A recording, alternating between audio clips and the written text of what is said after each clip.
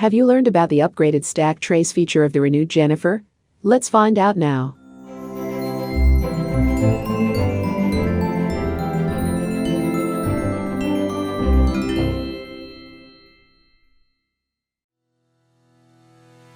S company is using Jennifer APM to monitor all apps that they developed.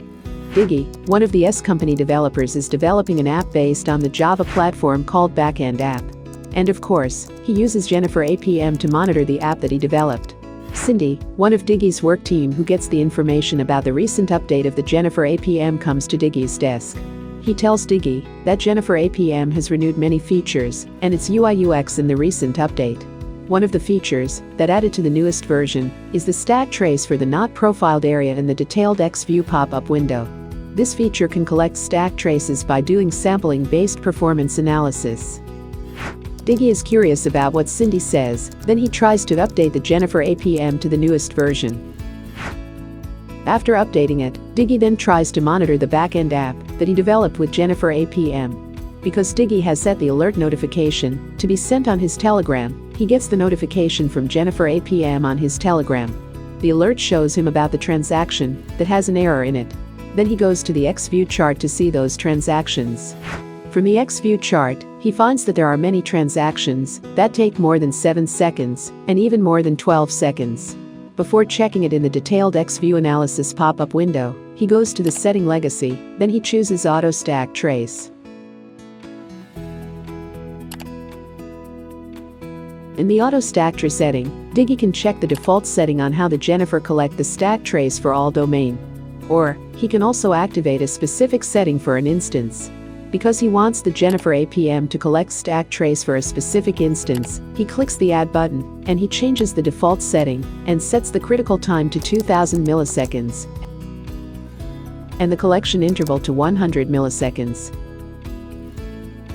He doesn't forget to check the backend app instance and then click the Save button to save the setting. After saving it, he clicks the Refresh button, then closes the settings screen. After setting the auto stack trace feature, he used the XView chart to monitor the app and wait for a new transaction to be shown in the chart. After a new transaction shows up, he drags the transaction to show the detailed XView pop-up window. From this pop-up window, he finds that the transaction takes about 27 seconds. The error that occurs in the app is bad response time application, and it's happened in the string intern application. From the timeline tab, he finds that the response time that takes about 27 seconds happens in the method area.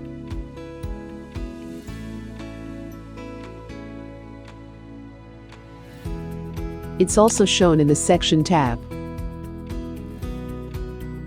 At the bottom part of the XView pop-up window, which is the analysis section, he finds that the response time that takes about 27 seconds happens in the not profiled area. Luckily, like Cindy tells him before, the not profiled area now can be checked in a stack trace. The exact response time is also shown here, and it takes 100% of the transaction of the string intern application. So, do any of you have a similar situation to Diggy's case? If so, you can follow what Diggy did before analyzing the not profiled area in the detailed XView pop-up window. Let's find out how Diggy analyzes the stack trace and how he improves the application after he finds the problem from the stack trace in the next video. For now, let's end the video here. See you.